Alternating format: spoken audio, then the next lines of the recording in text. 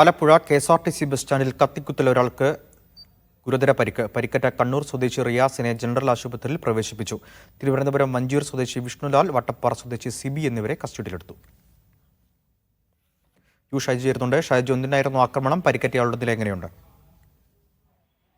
സച്ചിൻ, ഇതൊരു പ്രണയ പ്രശ്നമാണ് എന്നാണ് പോലീസിൽ നിന്ന് ലഭിക്കുന്ന വിവരം. അതായത് കണ്ണൂർ സ്വദേശി ആളെ ഈ തിരുവനന്തപുരം സ്വദേശികളായ രണ്ടുപേർ വിളിച്ചു വരുത്തി ആലപ്പുഴ KSRTC ബസ് സ്റ്റേഷനിൽ വെച്ചാണ് ഈ സംഭവം ഉണ്ടാകുന്നത്.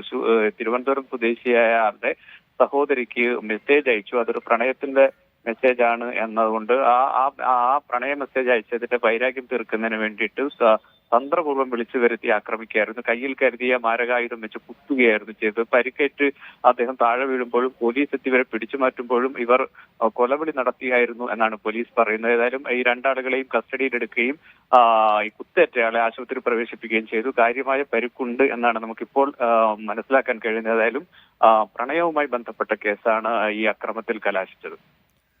ശരി.